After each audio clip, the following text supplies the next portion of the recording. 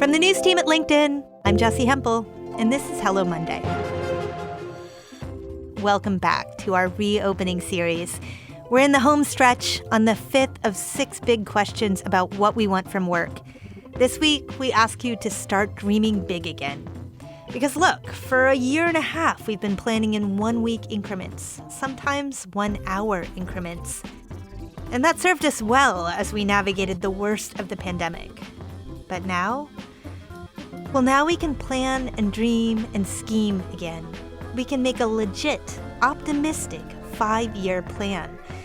So today is about remembering how to do that. It's going to be fun, expansive, and, dare I say, entertaining. Today's guest is an actor and a writer with a bright view of the future, Matthew McConaughey. I specifically wanted to talk to Matthew about dreaming and scheming for 2 reasons. One, taking the long view demands self-reflection. Now, last year, Matthew published a memoir, Greenlights, in which he reveals himself to be a guy who's made a discipline of it. Long before quarantine, he stepped out of his Hollywood life regularly to reflect. This was kind of a surprise to me until I read the book. The second reason I wanted to talk to Matthew is his innate confidence. He possesses a foundational belief that he can pull anything off. Now, I wish I thought this way by default. I don't. Do you? Maybe Matthew can show us how. Here he is. The last year, look, I know I'm coming to you and to the rest of the world. I understand I am in a more privileged position. My pantry was full. I had worked and saved up enough money where I didn't have to bite my nails tonight to go, I gotta work tomorrow to pay the rent. Part of my job is to be able to adapt. And I pretty much said, okay, inflection time, inventory time, family, sit down. It's us and us for a while. Because we were very conservative. Everything was remote. Seen very few people in the last 16 months, personally and physically. Every couple of weeks, we'd have the dinner where we said, all right, kiddos, everyone, you're allowed to cuss. You're allowed to say what sucks about this. Mom, you're allowed to sit there and gripe about not being able to play mahjong with your friends, and let's get it out. But then, so if that was on a Sunday night, Monday for the next 2 weeks, we're gonna make the best of it. Tried to really look at those upsides and go, we were forced into this. We were all forced to take more inventory in ourselves and what the hell mattered to us. Maybe realign our value system. Right. So those were definitely some assets. Well, so tell me a little bit about what this period of coming out and beginning to return to some of your normalcy, if you're going to call it that. What's that been like for you? Well, 2 things. One, I'm in the middle of measuring how much we've been living the new normal, how much we're not going back. It's never going to be like it was before. Yeah. 2, hey, should it be? Well, let's talk about work. Many companies, people were more productive. I could argue I was more productive remotely. The intentionality of this meeting. You and I, Jessi, get on at 11 a.m. Central Texas time. At 11:01, we're talking about the subject. At 11:59, we will say goodbye, and I will go back in 30 seconds after we say goodbye and be with my family, what I value the most. Yeah. In 30 seconds. I didn't have to fly. I didn't leave a carbon footprint. I didn't have to drive. I didn't have to go through hair and makeup. I didn't have to do wardrobe. I didn't have to come sit down. We didn't have to wait on the lighting. It's intentional. And in some ways, I would say maybe more intimate because of its intentionality. But, I've been thinking about how change happens at so many levels. And maybe we will all go back to the mall and back to the restaurants. Maybe we'll jump on planes and travel and go back to our business travel. But at least for me, I suspect that I am fundamentally, in important ways, a different person internally, such that even if I go and recreate those same experiences, I will be experiencing them in a slightly different, and I would like to think more authentic way. Heard. Yeah.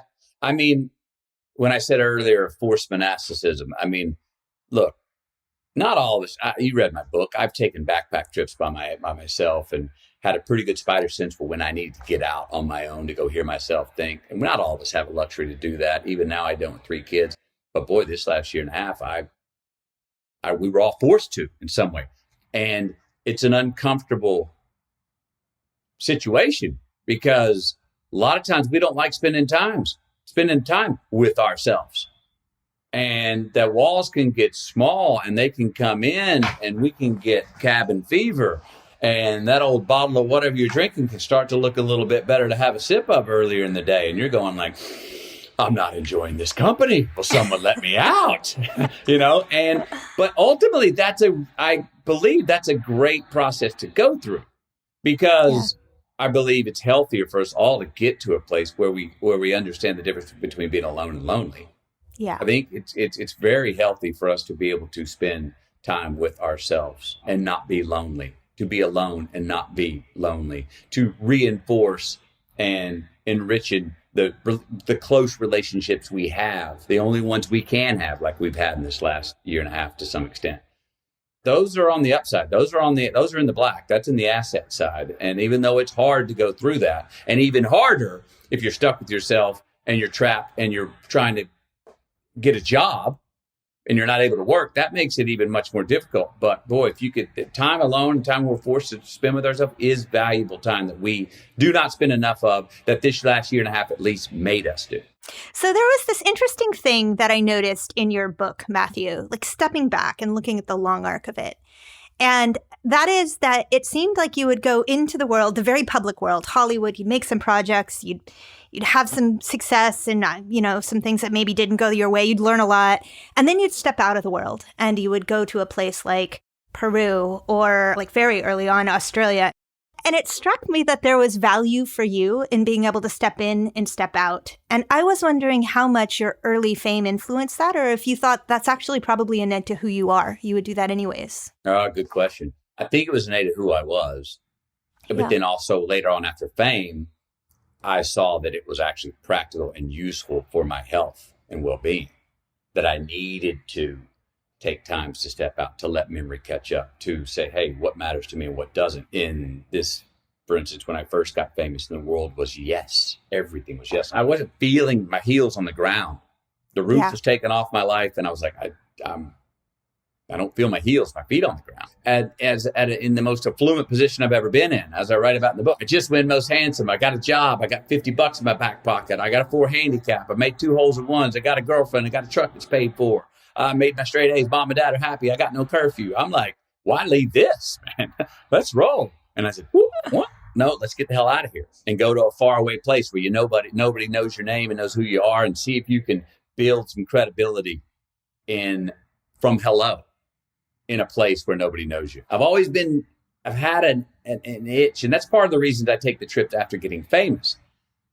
You get famous, you don't meet anyone at hello anymore. You have a biography on me, Jessi.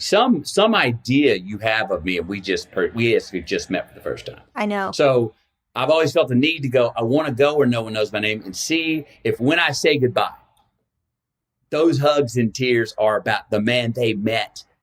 Have you needed that? You're now in the middle of your life. You got famous, I would say, at the very beginning of not the very beginning, but like the very beginning of your life as an individual. Mm-hmm. Has your need for that changed over time? Yes, because I'm a father and I'm married, so I have 3 children. Yeah, and I don't afford myself the luxury to say, I'm going to Mali, Africa tomorrow with my backpack. I'll be back in 30 days. I've just got more responsibilities. So I'm living more for the future and their future as well.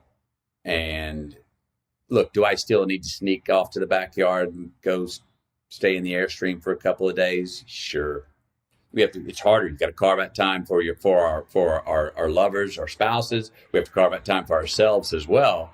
And then say, hey, it's good that the kids see they're not always number one. But that's a challenge. So, yeah, today I need it, but I know I'm like, bide some time. And Matthew is committed to doing the things he needs to do to live his best life. He kind of embodies this idea that you only get one shot, and he's going to take it.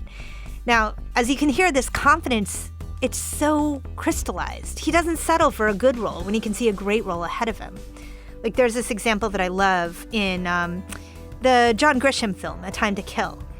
Originally, he was cast in it as a side role, but he wanted to be the lead. Now, I know that doesn't sound crazy right now, but at that point in his career, He was a new kid on the block. It was not clear at all that he could carry something like that. Still, he asked for it. And he didn't take no for an answer either. He auditioned for it, and eventually he got it. And it's not just that Matthew did it this one time. This is Matthew's thing. He just does this over and over and over again. I wanted to know what gave him the confidence to believe that this could possibly be an appropriate thing to do. So it was about kind of challenging, daring myself to go, well, you're right. You're right for it. It scares the heck out of you. And you think, who the hell do you think you are to be asking for this? But believe that you're right for it. Maybe you're not today, but if you get put in the game, you'll do the work. And then the second thing was, see if I can get away with it. What are they going to do? What's the worst? They can just tell me no. What's the worst thing they can do is you can get embarrassed by the ask or maybe being too upfront. So the confidence was a bit projected. I mean, yeah. I'm scared. I'm nervous. My heartbeat is rising and I'm pulling on the drag of my cigarette and my sleeveless Mellencamp shirt, waiting for that moment to go, I think I should play that role. I mean, I'm nervous when I'm doing that. I'm not Joe Cool. I'm maybe looking Joe Cool, but my heartbeat is like saying yes to Michelle in the wrestling match in Africa. My heartbeat is racing, going, oh my gosh, what could happen? You could get killed. You could get a broken arm. I don't know. But the idea that this is what I think it comes down to. If I take a risk and jump in and do my best, if it works, I enjoy looking in the mirror and going, you had a lot to do with that, Matthew. If it doesn't work, I don't like it, but I respect looking in the mirror and going, you had a lot of reason why that didn't work. The feeling I don't like, the feeling that keeps me up at night is, what if? Damn it. Why did I choke when I got right there to the finish line? I had a gap. It was right there. And I put my foot in my mouth or I said no.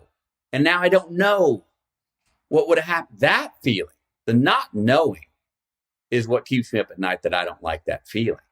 Yeah. The knowing, if I had something to do with the success, or the knowing that I had something to do with the failure, I'd rather deal with even the knowing I had a lot to do with the failure than not knowing what if I would have just tried. Well, so you mentioned embarrassment, right? The embarrassment that you might be perceived as being qualified for something that, in fact, you are no way qualified for, and the rest of the world knows it, and it turns out you're a fraud, and now I'm spiraling in my own anxiety. I'm not talking for you. Did you ever get a no? I mean, have you sort of run that and been told, no, you don't get this after all? Because I'm just curious if you experienced the embarrassment, or if, in fact, like, the embarrassment is a mirage. It doesn't exist. No, I've had plenty of embarrassment and plenty of no's. I've had auditions where I was down to the wire, where I made, U-turns in the middle of interstates to go back and try and audition again, and went in the room and barged in and just went for something that was completely sucked. It was completely off the mark. And they were like, what? Get out of here. We're going to call the cops. And left going, oh my gosh, that was a big whiff. But I got over that embarrassment, and that night I was able to go to sleep and go, well, you sure as hell swung. you missed completely. And I noticed what nagged me more was leaving things and going, you kind of gave it 80%. That would nag me more than swinging and whiffing on the 100%. We're talking to one of my children. He's got a friend that he wants to talk to. It's not a serious relationship, but they're in a nice relationship. And we're about to leave town to go on a vacation. And he's like, well, I'll just call her. And we're like, no. We'll go pick her to have this. This is a conversation to have in person. And you can see he gets nervous. Like, you're nervous. He's like, yeah. I was like, good. These are those ones that you need. You'll feel like a bit larger person. No matter what her response is, you'll feel more in time greater about yourself. Plus, it's a great habit. I've always tried the habit, not 100% if I pulled it off. I've tried the habit to answer no's to people in person as well, rather than the easy no-show or the easy text, whether it's to a director or a friend or something, to go and have the hard conversation, the one that you just don't like. Because what happens after every one of those no's, if you do it in person, even if that person is hurt and didn't get the outcome they wanted, they respect you more. We're going to take a quick break. When we come back, Matthew will tell us about what happened when he decided to make a change that Hollywood was not interested in. And we're back. Matthew McConaughey, for a long time, made romantic comedies. He was great at them. He was so fun to watch. And he had fun, too. He made money. But at a certain point, he hit that moment that a lot of us find ourselves in right now, where what used to fulfill him, it just stopped working. The system, Hollywood, was still interested in Matthew McConaughey, the romantic comedy star, but Matthew wanted something different. He needed to make a change. I think we know inherently as humans, I think we know what we need to do more often than we give ourselves credit for. The hard part is choosing, when do I do it? We can put stuff off and bump it forward for so long. Like, damn it. I write in the book that there's a quote in there I love that keeps coming to rising to the top recently, which is like, sometimes it's not about what decision you make. Just damn it, make one and commit to it. It will reveal itself, because I've done it. How many times we sit there in limbo? Well, maybe tomorrow. And all of a sudden a decade goes by and you're like, I'm still waiting on that. And you're like, dude, if you'd have just jumped one way or the other 10 years ago, you'd be on a different path, because you'd have found it. It would have defined itself. Wrong or right, true or false. I was very successful in rom-coms. Enjoyed doing them. But I remember writing to myself, like, damn it, I feel like I'm kind of just an entertainer. And I was like, well, what's wrong with being an entertainer? That's great value. I love entertaining. That's great. And I was like, I know. But I said, I didn't feel like I was growing in my work. And at the time, parallel to my work, the rom-coms, I've met Camilla. We've had our first child. So now my life is vital. I mean, I'm feeling it. My joy, the ceiling of my joy is much higher. The basement of my anger is much lower. I laugh louder. I love harder. I get angrier. I mean, I'm feeling alive. But my work is not feeling that vital. My life has got me sweating in my boots in a good way daily. But my work feels like, oh, I could do that tomorrow. I'm like, okay, well, that's cool that you got something you could just feel like you could do tomorrow. But boy, could I find some work that makes me sweat in my boots like my life does? Yeah. Well, let's go for it. So yeah, that's in those dramas I want to do. Hey, agent, what about this? What about this? They don't want you. Well, I'll take a huge pay cut. I'll take an eighth of they still don't want you. Damn it, I can't do what I want to do. Block. No. And then I said, okay, if I can't do what I want to do, what if I stop doing what I've been doing? Even though it's doing more than paying my rent. It's afforded me a lifestyle. So I quit doing the rom-coms. And that was a tough decision. There were many tears hit the ground over that, because was I taking a one-way ticket out of Hollywood? Who the hell was I? What was I thinking? I come from a place that, I'm privileged to be doing what I do. I'm happy to be doing what I do. And my brothers were like, what is your major malfunction, Matthew? What are you doing? But they knew the way I said, this is what I'm going to do. And I'd already talked about it with Camilla. She goes, okay, we're going to do this. You're going to get wobbly. You're going to have these days of no structure and nothing to look forward to. And you're going to get a little off balance. We're going to stick with it. I said, okay. And I did. For the first 6 months, nothing comes in but rom-coms. No. One comes in at $8 million offer. No. They come back with a $10 million offer. No. They come back with a $12.5 million offer. No. They come back with a $14.5 million offer. I say, let me read it again. So I wasn't so puritanical that the number, that dollar amount came back, and I read that script. Same exact words in the $14.5 million offer as were in the $8 million offer. Same exact words. But at that price, it was a better script. Okay, so it was funnier. I had more angles. Yes, I could make this work. Anyway, I said no. And when I said no to that, I think for me and somehow invisibly for the industry goes, oh, he's not bluffing. He's really not doing it. So then nothing comes in, no offers for the next 12 months. I call my agent every week. Anything. He said, sir, Matthew, I haven't even heard your name. Now I'm thinking, I did it. I just wrote a ticket out of Hollywood. Now, at the same time, I'm gaining a little strength because I'm getting a bit of honor in the endurance, in the sacrifice. I'm feeling like with each day, I'm getting another little piece of armor And that I just have a hunch there's value at the end of this. Very similar to that Australia year. If I can just go another day, if I outlast this thing, if I endure this, there's a greater prize at the end. So then I started to kind of get jazzed on this penance. I felt like I was playing. I was like, give me another day without. Give me another day without. Well, when I got into that mode and felt that way and was now really considering other vocations for the rest of my life, what happens? Bring. 21 months since I've worked or been in Hollywood. No one knows where the hell I am. Matthew McConaughey's been forgotten or at least found anonymity. We haven't seen him. Guess who's the new great novel idea for Lincoln Lawyer, Killer Joe, Paperboy, Magic Mike, Mud, True Detective, Dallas Buyers? I was. And I was like, yes. And Camilla and I packed up our bags with our son and we said, let's go hammer them. This is what I've been wanting to do. Let's go. So I unbranded in that 20-month period, as many of us have had to do in this last 16 months. You unbrand to then rebrand. And I think for all of us out there in this, like, what is this rebrand phase? Some people have had to just keep their head above water this last 16 months. Other people and companies very early on projected that 18-month and beyond and said, we're making a pivot early. And it's paying off for them because they said, we're now living in the future. They were saying that a year and a half ago. This is the new future. Let's bet on it. But a lot of people just had to survive. But now we're coming out. Again, how's the world changed? Don't go straight back to how it was because it hasn't. It's not how it was. And it's never going to be just how it was.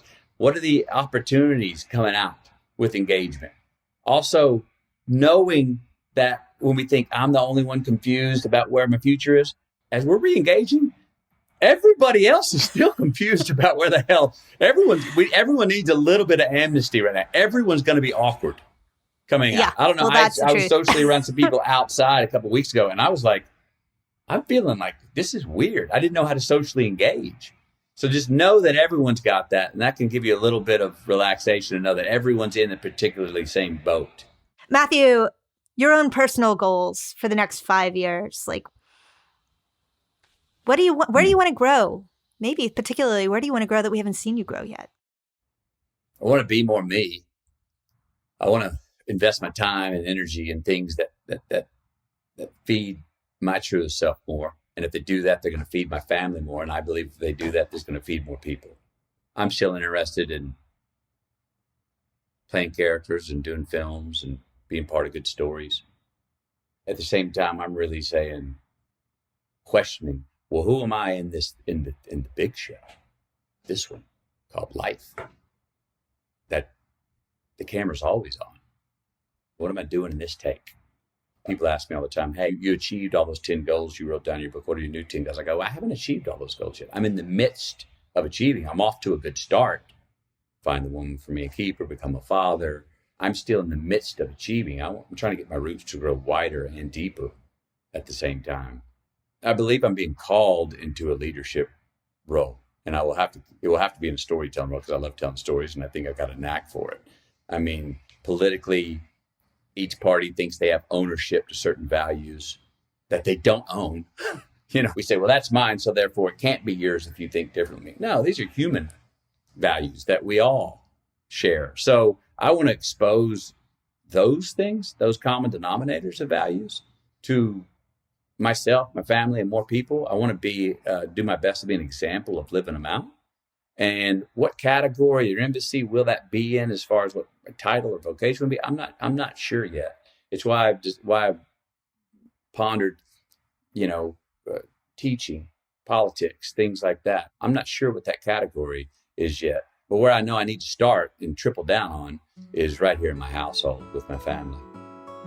That was the actor Matthew McConaughey. Check out his memoir, Greenlights. It's really worth the read. So this week for our assignment, I want you to describe the very best version of your life 5 years from now. It's a 5-year plan. Now, if you really want to get into it, revisit our episode with Debbie Millman from last January. She recommends this exercise. She thinks it's magic, and I do too. I want you to get every single last thing down, from the chair that you're sitting in to the food that you have for breakfast on that day in 5 years, to the office that you exist in or don't exist in, the work that you are doing, and how it makes you feel. Get it all on paper, no matter how unlikely you actually believe it is to occur. That is part of the magic. Then join us for office hours on Wednesday to discuss. We'll see you at 3 p.m. Eastern, as usual. You can find us on the LinkedIn news page or email us at hellomonday@linkedin.com, and we'll send you a link. Sarah, Michaela, and I will be doing the exercise too, and we'll bring our exercises to office hours. Hope to see you there. Next week, we'll explore our sixth and last big question in the reopening series. We'll be talking about how we take risks again. This week we dreamed. Next week, we're getting practical. Now, to puzzle this out, we'll be talking with an inspiring guest, someone I've known for many years, Sukhinder Singh Cassidy. She's just written a book on this topic. Now, if you like the show, please rate us and review us. It takes 2 seconds, and it helps listeners find us. Hello Monday is a production of LinkedIn. The show is produced by Sarah Storm with help from Taisha Henry. Judge Georgie mixed our show. Florencia Iriando is head of original audio and video. Dave Pond is our technical director. Michaela Greer and Victoria Taylor inspire confidence in all of us. Our music was composed just for us by the mysterious Breakmaster Cylinder. Dan Roth is the editor-in-chief of LinkedIn. I'm Jessi Hempel. We're back next Monday. Thanks for listening.